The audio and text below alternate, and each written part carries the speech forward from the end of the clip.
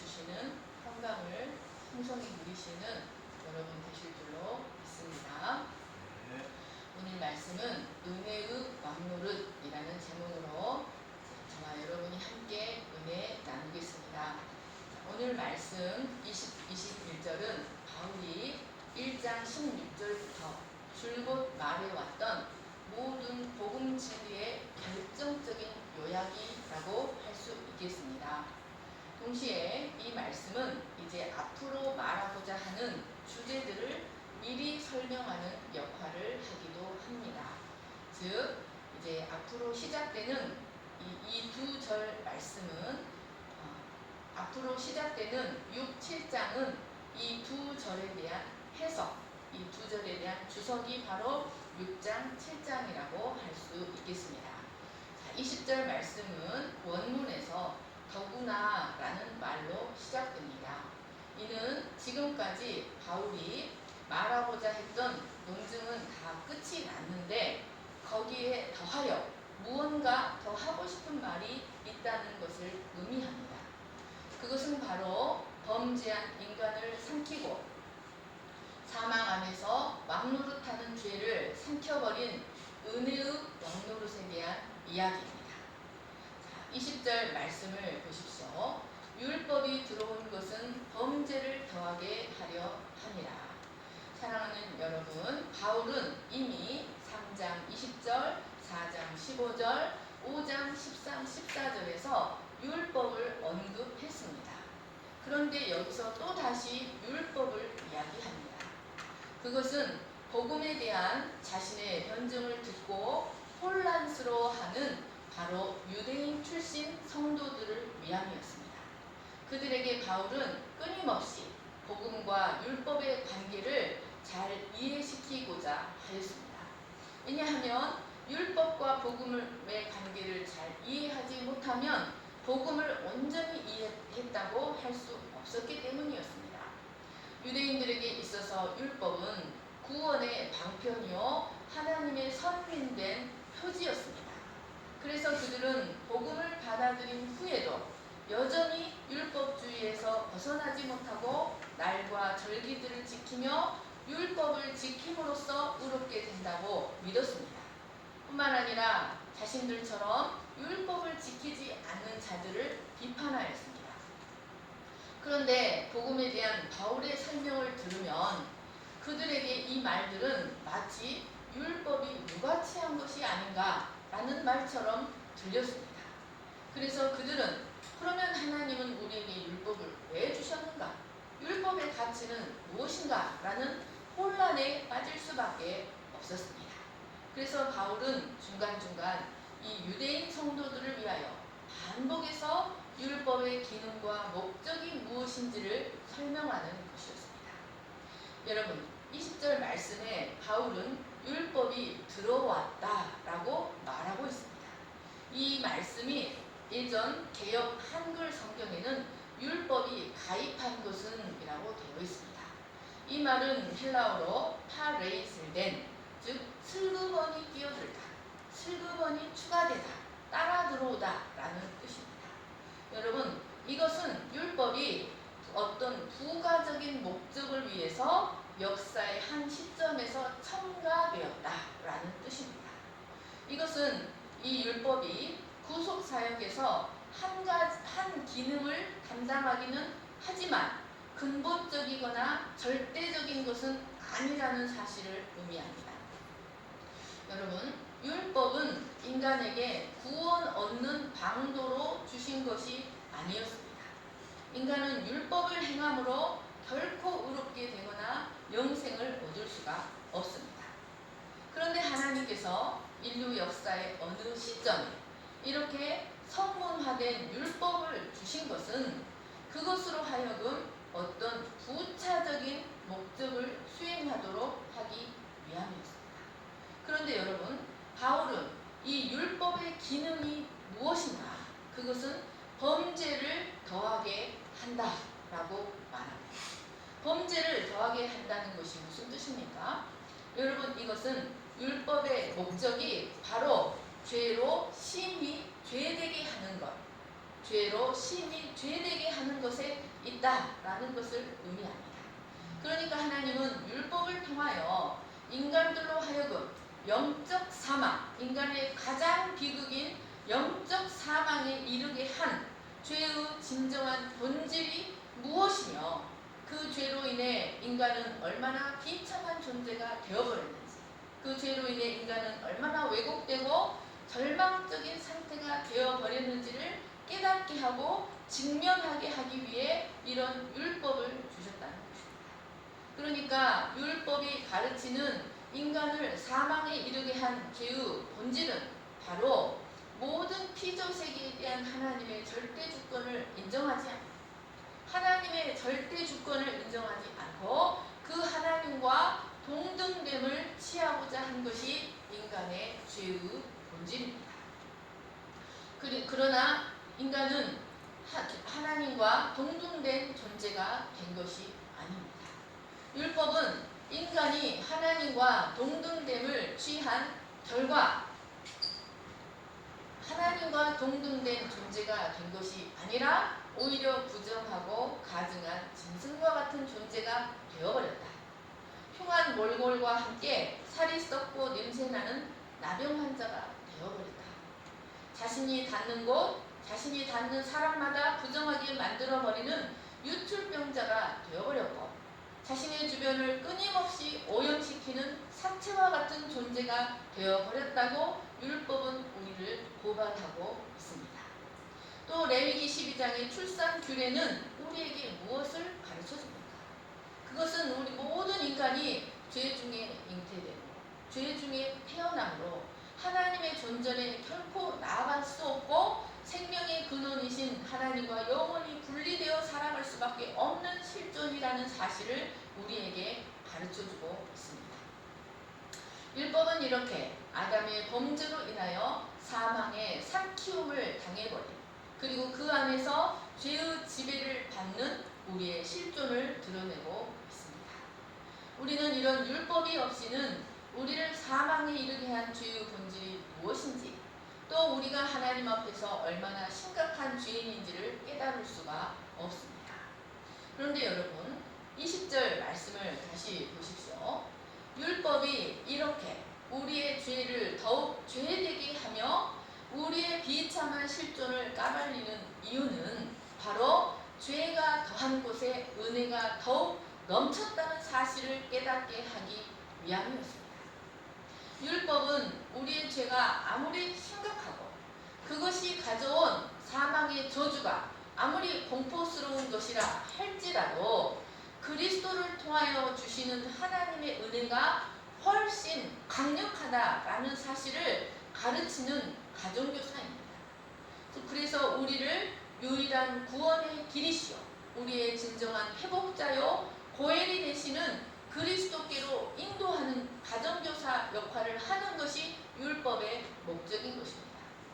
여러분, 율법을 통하여 우리의 죄를 드러내고 우리의 비참한 실존을 드러내는 이유는 바로 우리가 자신의 죄의 크기를 깨닫는 만큼 하나님의 구속의 사랑을 더 깊이 깨달을 수 있기 때문입니다.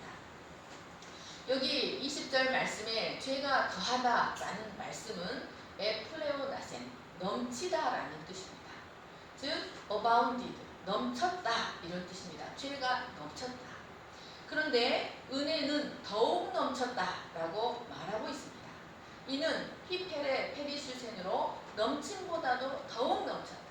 더 이상 넘쳐 흐를 수 없을 정도로 풍성이 넘쳤다. super abounded, 최상급의 최상급입니다. 그러니까 여러분, 그리스도를 통한 하나님의 은혜는 인간의 죄를 비례하여 상쇄시키는 정도만 임한 것이 아니라 마치 무서운 홍수가 세상을 쓸어버리고 바닷가에 산더미처럼 쌓여 올려져 있던 그 모래더미를 거대한 밀물이 몰려와 아무것도 아닌 것처럼 쓸어가 버리듯이 아담으로부터 시작된 모든 세대의 모든 죄인들의 죄와 사망을 그 은혜가 꿀꺽 삼킬 뿐만 아니라 그 위로 하나님의 생명이 차고 흘러넘치도록 임했다는 말씀입니다. 고린도전서 15장 54절을 보십시오. 이 썩을 것 것이 썩지 아니함을 입겠고 이 죽을 것이 죽지 아니함을 입을 때에는 사망을 삼키고 이기리라고 기록된 말씀이 이루어지리라. 여러분, 그리스도는 우리의 모든 죄와 사망을 꿀꺽 삼키셨습니다. 그리고 십자가에 죽으신 후 3일 만에 부활하심으로써 자기 안에 거하는 자들로 하여금 영원한 하나님의 생명을 풍성히 누리며 살아가도록 하셨습니다. 바울은 이 사실을 로마 성도들 뿐만 아니라 모든 세대의 성도들이 깊이 깨닫고 구원의 확신을 누리기를 원하셨습니다. 그러니까 우리가 믿음으로 의롭다함을 받았다면 아무것도 우리를 요동하게 할 것이 없다. 구원의 확신 가운데서 환난 중에서도 자랑할 수 있는 자들이 되기를 원했습니다. 그래서 바울은 이 5장에서 더욱더라는 단어를 반복해서 사용하며 이 사실을 확신시켜주고 있는 것입니다.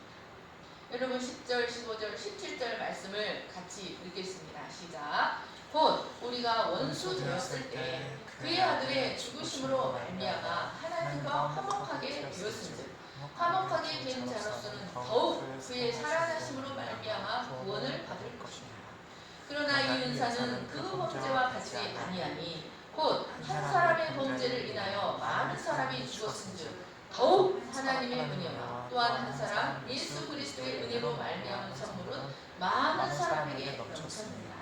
한 사람의 범죄로 말미암아 사망이 그 한 사람을 통하여 막노릇하였은즉 더욱 은혜와 의의 선물을 넘치게 받는 자들은 한 분 예수 그리스도를 통하여 생명 안에서 막노릇하리라. 여러분, 죄가 인간을 꿀꺽 삼켜버렸는데 그 죄를 예수 그리스도가 또 꿀꺽 삼켜버린 것입니다. 이 로마서 이 모든 더욱더라는 모든 말씀의 절정이 바로 20절, 21절 말씀인 것입니다. 로마서 1장 16절을 보십시오. 내가 복음을 부끄러워하지 아니하니 이 복음은 모든 믿는 자에게 구원을 주시는 하나님의 능력이 됩니다. 먼저는 유대인에게요 그리고 헬라인에게. 여러분, 바울이 복음을 부끄러워하지 않는다고 담대하게 말할 수 있었던 것은 바로 죄와 사망을 삼켜버리고 오히려 생명으로 차고 흘러넘치게 하는 이 은혜의 위대함, 은혜의 영광스러움 때문에 그는 복음을 부끄러워하지 않는다, 복음을 영광스러워한다 라고 말할 수 있었던 것이었습니다. 그러므로 여러분, 우리가 만약 바울이 이처럼 열렬히 증거하는 이 폴로 말론 더욱더의 진리를 이해하지 못한다면 우리는 복음에 대한 진정한 이해를 갖지 못했다라고 할 수 있습니다. 우리는 바울이 주장하는 이 하나님의 의, 이 신칭의 오직 믿음으로 의롭게 된다는 말 속에 복음의 모든 능력이 다 담겨있다, 복음의 모든 영광이 다 담겨있다는 사실을 깊이 깨달아야 합니다. 우리가 이 생을 살면서 받을 수 있는 모든 차고 넘치는 하나님의 축복은 바로 이 이신칭의 하나님의 의로부터 흘러나옵니다. 사랑하는 여러분, 죄는 무섭습니다. 죄가 인간을 삼켜버린 인간의 실존은 처참합니다. 그러나 그것보다 우리에게 임한 하나님의 은혜가 훨씬 강력하고 훨씬 크고 넘친다는 사실을 기억하시기를 간절히 축원합니다. 중세의 가톨릭 수사요 신학교 교수였던 마틴 루터는 이 진리를 깨닫기 전까지는 그의 양심을 누르는 죄의식 때문에 아주 비참한 고통의 시간들을 보내야만 했습니다. 뿐만 아니라 그가 이 진리를 깨닫고 종교개혁을 이루기 전까지 중세시대의 모든 종교 음악이나 문학들은 다 하나같이 어둡고 침울하고 구슬프고 비통한 것들이었습니다. 하지만 그것은 결코 복음이 아니었습니다. 그것은 심히 이교도적인 것이었습니다. 그런데 마틴 루터의 이신칭의의 발견은 더욱더 그 은혜가 더욱더 크다는 이 이신칭의의 발견은 당시의 종교음악과 문학 등의 이 사조들을 많은 것들을 변화시켜 버렸습니다. 이 마틴 루터의 종교개혁 이후 사람들은 죄로 인한 고통을 노래하기보다 하나님께서 그리스도 안에서 행하신 일들을 노래하고 논하기 시작했습니다. 죄와 사망을 삼켜버리고 구원의 완성에 이르기까지 우리를 결코 버리지 아니하시고 권능으로 이끌어 가시는 차고 넘치는 은혜에 대하여 노래하고 논하기 시작한 것입니다. 그래서 바울은 우리가 이 지식에 넘치는 그리스도의 사랑을 깊이 깨달아서 그 넓이와 그 깊이와 그 높이를 발견하고 그것을 맛보기를 간절히 원하였습니다. 사랑하는 여러분, 이것이 바로 우리가 평생에 걸쳐서 알아가고 누려야 하는 그리스도의 은혜입니다. 21절 말씀을 보십시오. 이는 죄가 사망 안에서 왕노릇한 것 같이 은혜도 또한 의로 말미암아 왕노릇하여 우리 주 예수 그리스도로 말미암아 영생에 이르게 하려 함이라. 자, 21절 말씀은 20절의 해석이라고 할 수 있습니다. 바울은 죄가 더한 곳에 은혜가 어떻게 더욱 넘쳤는지를 왕노릇이라는 단어를 사용하여 매우 실감나게 표현하고 있습니다. 그는 이 거듭나지 못한 인류의 상태를 죄의 왕노릇 아래 있는 삶, 죄의 왕노릇 아래 거하는 삶이라고 표현하고 있습니다. 그러니까 아담의 타락 이후 모든 자연인들의 군주는 바로 죄인 것입니다. 죄 아래 있는 인간에게 자유란 없습니다. 인간은 그 누구도 이 죄의 영향력으로부터 벗어나지 못하고 오직 폭군처럼 그를 다스리는 죄의 명령대로 따라야만 하는 죄의 노예들입니다. 요한복음 8장 24절을 보십시오. 너희가 만일 내가 그인 줄 믿지 아니하면 너희 죄 가운데서 죽으리라. 예수께서 대답하여 이르시되 진실로 진실로 너희에게 이르노니 죄를 범하는 자마다 죄의 종이라. 종은 영원히 집에 거하지 못하되 아들은 영원히 거하나니 그러므로 아들이 너희를 자유롭게 하면 너희가 참으로 자유로우리라.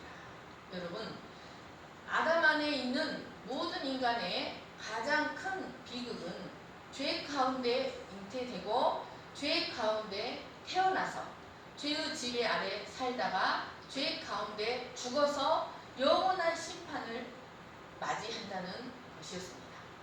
바울은 이것을 이렇게 표현하고 있습니다. 에베소 2장 2절입니다. 그때 너희는 그 가운데서 행하여 이 세상 풍조를 따르고 공중의 권세 잡은 자를 따랐으니 곧 지금 불순종의 아들들 가운데 역사하는 영이라. 전에는 우리도 다 그 가운데서 육체의 욕심을 따라 지내며 육체와 마음이 원하는 것을 하여 다른 이들과 같이 본질상 진노의 자녀이었더니.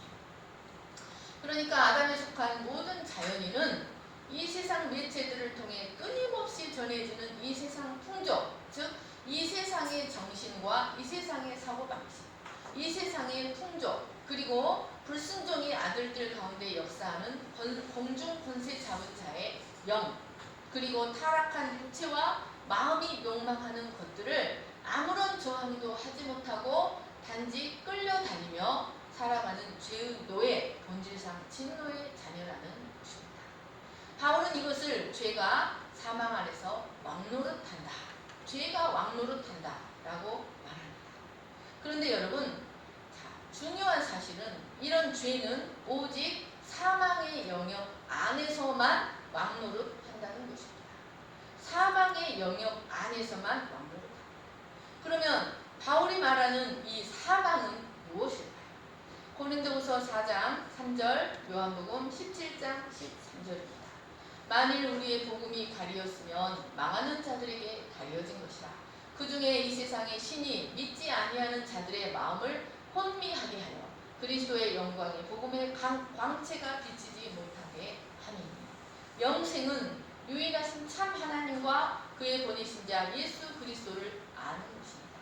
여러분, 이 두 말씀이 어떤 자가 죽은 자이며 어떤 자가 산 자인가를 가르쳐줍니다. 바울이 말하는 사망은 바로 하나님과 예수 그리스도에 대한 영적 이해나 영적 인식을 전혀 할 수 없는 상태, 진리에 대한 영적 감각이 전혀 없는 상태가 사망이라고 말하고 있습니다. 영생, 살아있다는 것은 참 하나님과 그의 보내신 자에 대한 감각이 있는 것, 그를 아는 것, 그 지각을 갖고 살아가는 것이 생명입니다. 그런데 죄는 이렇게 영적으로 사망한 자들 위에서 그들의 마음과 의지를 장악하고 그들로 하여금 생명의 원리에 반대하여 살아가도록 그들을 통치하고 있습니다.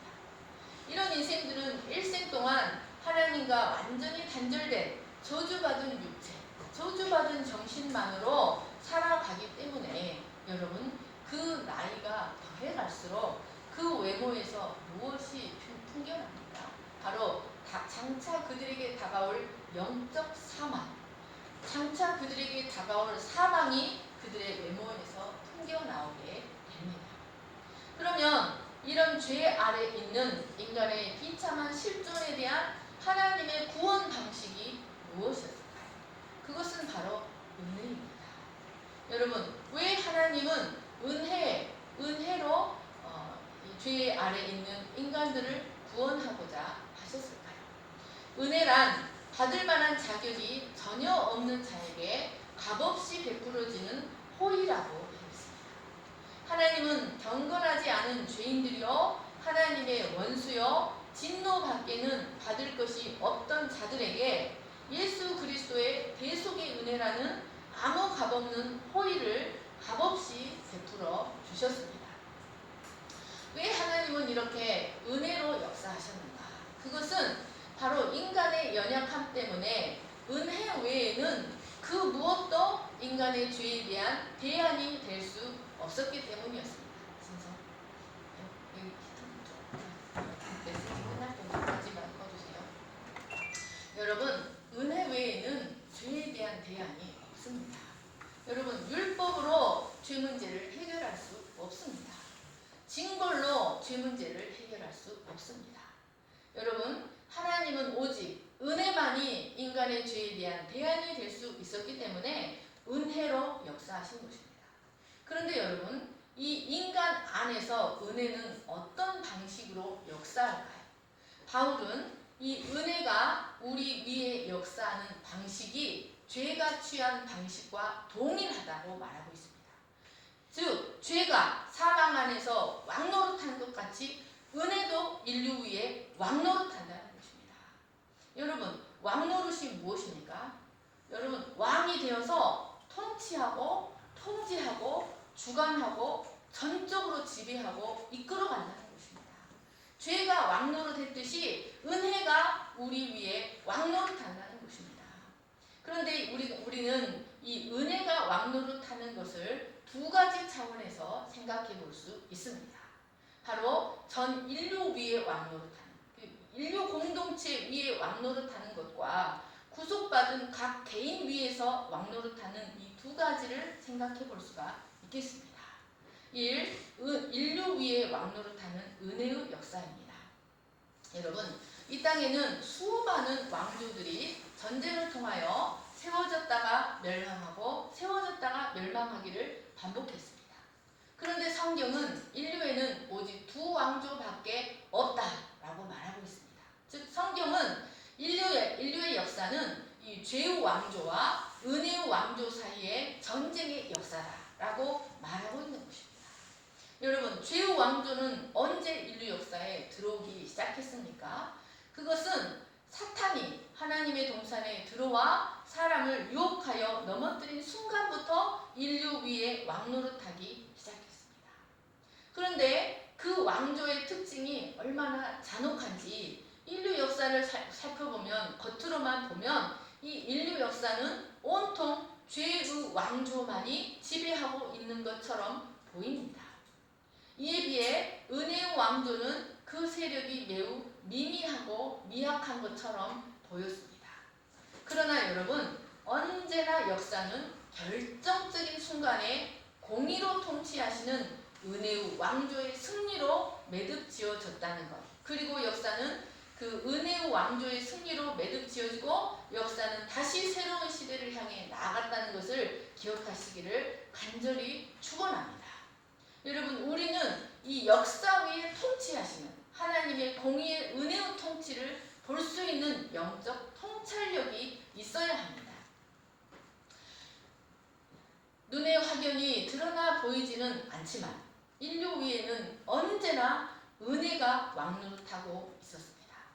이런 은혜의 왕조의 설립은 창세 이전부터였습니다. 하나님은 인류의 시간이 시작되기 전부터 성부, 성자, 성령 하나님의 영원한 합의를 통하여 그가 창조하신 온 세상을 은혜로 다스리기를 결정하셨습니다. 여러분, 이런 인간의 범죄에도 불구하고 죄가 더한 곳에 은혜가 더욱 넘쳤다. 즉 죄의 왕조 위에 은혜의 왕조가 온 인류를 통치하고 있다는 증거는 차고 넘칩니다. 하나님은 인간이 사탄의 유혹으로 말미암아 타락하자 그 즉시 인간의 역사에 개입하셨습니다. 그리고 장차 그들의 기업을 회복할 여자의 후손을 고엘로 보내주셔서 그들을 타락하게 한 뱀의 머리를 상하게 하실 것이라는 은혜를 약속하셨습니다. 그런데 그럼에도 불구하고 뱀의 후손 계열인 가인은 여인의 후손 계열인 아벨을 돌로 쳐 죽여버렸습니다. 그러자 또 하나님은 다시 그 가인이 죽인 아벨 대신에 믿음의 아들 셋을 허락하셨습니다. 또 온 세상이 죄악으로 가득 차서 그 세상을 물로써 심판할 수밖에 없는 상황이 되었을 때에도 하나님은 또 다시 셋의 혈통에 속한 의인 노아와 그의 가족 8사람을 보존하시고 구원해 내셨습니다.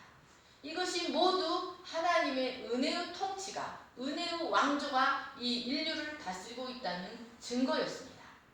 그리고 또 다시 그 후 노아의 후손들이 흩어져 살며 바벨탑을 건설하고 거대하고 화려한 인간의 왕국을 세워서 하나님을 대적할 때에도 하나님은 바로 그곳, 하나님을 대적하는 인간의 문명이 화려하게 꽃을 피운 갈대아 우르에서 셈의 계보를 따르는 한 사람 아브라함을 구별하여 이끌어 내셨습니다. 그리고 하나님이 지시하신 곳 가나안으로 가도록 명령하시고 내 씨로 말미암아 천하 만민이 복을 받을 것이라고 약속하셨습니다. 이 모든 것이 바로 죄의 통치 위에 역사하시는 은혜의 통치, 은혜의 왕노릇이었습니다. 이 하나님은 계속해서 이삭의 아들 중에 장자 에서가 아니라 야곱을 택하셔서 이 은혜의 언약을 이어가게 하시고 또 야곱의 12아들 중 유다를 택하시고 또 그 유다가 며느리 다말을 통하여 낳은 아들 베레스를 택하시고 또 그 베레스의 후손인 이새의 7아들 중에 막내 아들인 다윗을 선택하셔서 그를 인류의 회복자 그리스도를 예표하는 통일 이스라엘 왕국의 왕이 되게 하셨습니다. 그리고 다시 하나님은 다윗의 많은 아들들 중 솔로몬을 택하셔서 온 땅의 주인이신 하나님의 통치를 상징하는 성전을 짓게 하셨습니다. 이 모든 것이 한치의 실수도 없이 주권적으로 자신의 언약을 이어가시는 은혜의 왕노릇의 역사였습니다.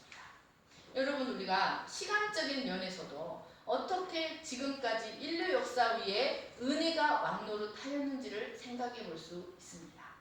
하나님은 아브라함에게 이스라엘이 애굽에 노예로 잡혀있는 기간은 400년이 될 것이라고 말씀하셨습니다. 이것은 하나님께서 아브라함에게 이스라엘이 아니라 이삭도 탄생하기 전에, 아직 이삭이 탄생하기도 전에 주신 말씀이었습니다.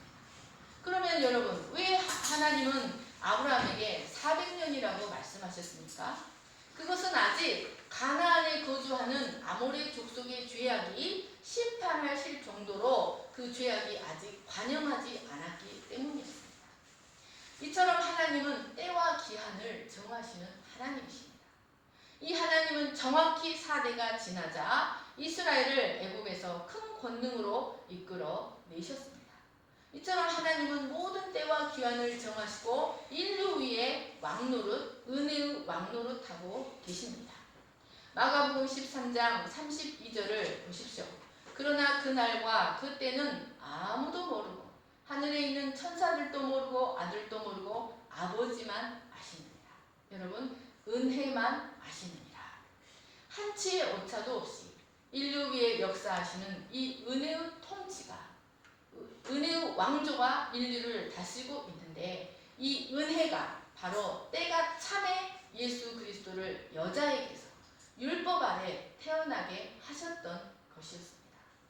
뿐만 아니라 은혜의 권능은 또 어떠합니까? 여러분, 어떤 왕조가 한 지역을 다스리기 위해서는 권능이 있어야 합니다. 힘이 있어야 합니다. 우리는 은혜의 권능이 얼마나 큰 것인지, 이 은혜의 왕조의 권능이 얼마나 큰 것인지 출애굽의 역사에서 생각해 볼 수 있습니다.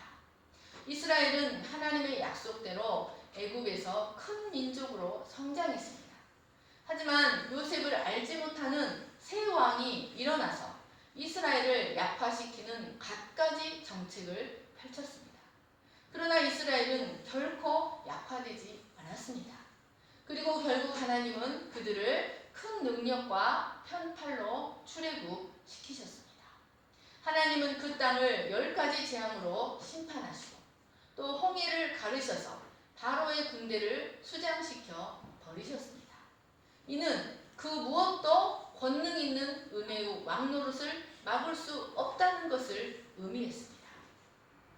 하나님은 자기 백성을 힘있는 권능으로 이끌어 가십니다. 또 보십시오. 하나님, 그들을 통해 하나님 나라를 이루기를 원하셨던 이스라엘이 끊임없이 배반하고 거역함으로 인하여 이스라엘은 바벨론으로 끌려갈 수밖에 없었습니다. 그런데 여러분, 바벨론에서 돌아오는 것은 애굽에서 돌아오는 것보다 훨씬 어려웠습니다. 그래서 그들은 바벨론으로 끌려갈 때 그곳에서 다시 돌아오게 될 것이라는 생각을 할 수가 없었습니다. 하지만 하나님은 이 은혜의 권능 있는 손으로 바벨론을 무너뜨리시고 바사의 고레스를 통하여 다시 남은 자들로 하여금 가나안으로 돌아올 수 있게 하셨습니다. 이처럼 은혜의 권능은 이 인류 역사 위에 통치하고 있습니다. 또 신약교회의 역사도 살펴보십시오. 성령의 강림으로 탄생한 교회는 예루살렘에서 복음의 꽃을 피우는 것 같았지만 유대 율법주의 자들과 로마 권력자들의 핍박에 의하여 모든 것을 빼앗기고 소아시아 전역으로 흩어질 수밖에 없었습니다. 이렇게 교회는 이런 권력자들의 위협으로 인하여 미약해질 뿐만 아니라 영적으로도 수많은 이단들에 의해 짓밟히고 교회는 항상 역사 앞에서 항상 위태롭고 연약했습니다. 여러분, 그러나 은혜의 통치에 의해서 교회는 언제나 다시 일어나고 다시 일어나 복음의 꽃을 피우고 다시 하나님의 택한 백성들이 일어나고 교회는 다시 세워졌습니다. 여러분, 만약에 이 복음의 역사가 은혜가 권능 있는 힘으로 이끌어가지 아니하고 사람의 어떤 위대한 사람의 손에 이 은혜의 역사, 복음의 역사가 맡겨졌다면 이 교회가 오늘날까지 그 명맥을 유지할 수 있었겠습니까? 그러나 이 교회가 권능 있는 은혜의 왕조의 손에 맡겨졌기 때문에 수많은 원수의 방해에도 불구하고 언제나 다시 일어나고 다시 일어나서 하나님의 영광을 나타내고 온 땅의 주가 여호와라는 사실을 하나님은 교회를 통해 선포하셨습니다. 여러분, 그런데 이처럼 은혜의 왕조가 이 세상에서 어떤 왕조도 영원토록 이 땅을 지배하고 통치했던 왕조는 없었습니다. 그것은 바로 그 왕조의 특성들인 죄 때문이었습니다. 각 왕조는 언제나 그 나름의 특별한 특징을 갖고 있습니다. 어떤 왕조는 잔인하고 어떤 왕조는 율법적이고 어떤 왕조는 평화롭습니다. 그런데 여러분, 은혜의 왕조의 특징이 무엇일까요? 21절 말씀을 다시 보여주십시오. 21절입니다. 21절 로마서 1장 17절. 여러분, 은혜는 의로 말미암아 왕노릇합니다. 은혜의 왕조의 특징은 의로움입니다. 은혜의 왕조의 특징은 공의입니다.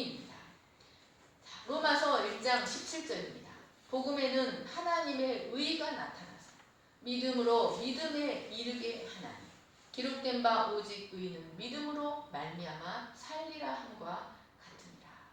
여러분, 은혜의 왕조가 이 땅 위에 영원히 통치하고 인류 위에 영원히 통치할 수 있는 이유는 바로 그 왕조의 특징이 하나님의 의이기 때문입니다. 우리는 종종 은혜를 좋게 봐주고 율법적인 것이 아니며 나약한 것이라고 생각할 때가 많습니다. 그러나 그것은 전적인 오해입니다. 히브리서 4장 16절을 보십시오. 그러므로 우리는 긍휼하심을 받고 때를 따라 돕는 은혜를 얻기 위하여 은혜의 보좌 앞에 담대히 나갈지니라. 여러분, 은혜의 보좌라는 말은 은혜가 왕노릇한다 라는 말과 같습니다. 이 보좌 위에는 누가 앉아 있습니까? 은혜의 보좌라는 말은 이 보좌 위에 은혜가 앉아 있다는 뜻입니다. 여러분, 보좌는 어떤 곳입니까? 보좌는 매우 존엄하고 권위로운 곳입니다. 율법을 시행하고 공의를 베풀고 권력이 행사되는 곳입니다. 은혜의 보좌라는 말은 보좌 위에 은혜가 앉아 있다. 즉 은혜가 왕노릇한다 라는 말과 같은 뜻입니다. 그런데 이 은혜는 절대로 공의와 상충되지 않습니다. 이 은혜의 왕조의 특징은 바로 하나님의 의, 공의로움입니다. 하나님은 자신의 공의와 거룩에 어떠한 손상도 없이 사람들을 자신과 화해시키고 은혜의 통치를 행하기 위해서 무슨 일을 하셨습니까? 바로 그리스도를 십자가에 내주신 것입니다. 하나님의 공의가 손상되지 않기 위해서 그리스도를 십자가의 화목제물로 내어주셔서 인간의 죄에 대한 모든 진노를 그에게 쏟아 부으시고 하나님의 공의를 만족시키셨습니다. 이 그리스도를 통하여 하나님은 의로 말미암아 인류 위에 왕노릇 하십니다. 그래서 그 나라는 공의롭고 거룩하며 영원합니다. 여러분, 이 은혜가 온 인류 위에 역사를 주관하고 온 인류 위에 왕노릇하고 계신다는 사실을 굳게 믿으시기를 간절히 축원합니다. 여러분, 우리는 바로 이 나라의 통치를 받는 공의로운 백성들입니다. 우리는 이 은혜의 보좌의 다스림을 받는 백성들입니다. 그래서 우리는 그의 긍휼하심을 받고 때를 따라 도우시는 은혜의 통치를 받기 위하여 우리 자신의 의가 아니라 우리를 위해 모든 죄를 담당하신 그리스도의 의를 의지하여 하나님 앞에 은혜의 보좌 앞에 담대히 나아갈 수 있는 자들이 되어야 합니다.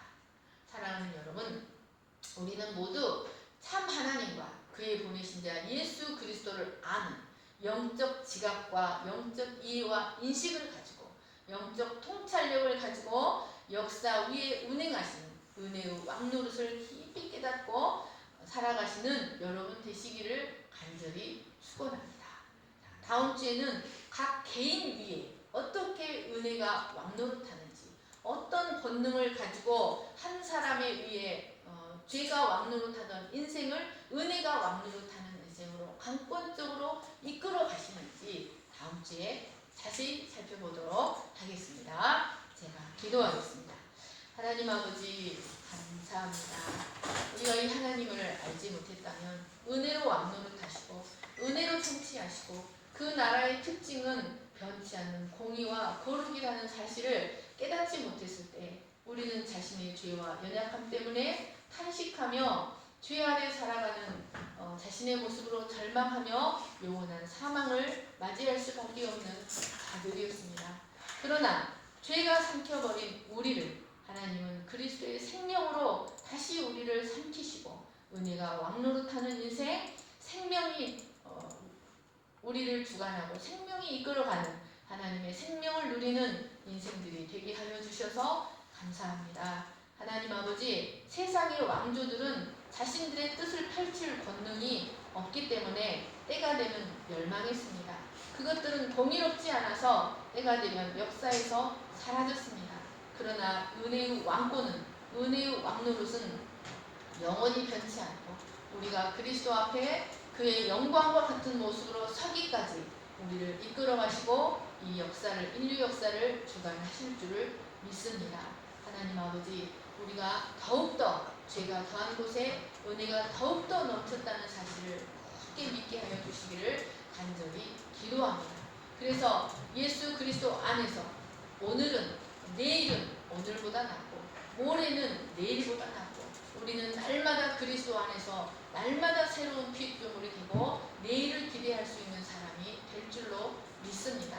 하나님, 은혜가 왕노타는 이 역사가 우리의 삶 가운데 풍성하게 나타날 수 있도록 우리를 축복하여 주시옵소서. 그리고 이 그리스도를 알아가는 영적 기쁨이 우리 안에 충만하게 하여 주시기를 간절히 기도합니다. 감사하며 거룩하신 예수님의 이름으로 기도합니다. 아멘. 모두 일어나셔서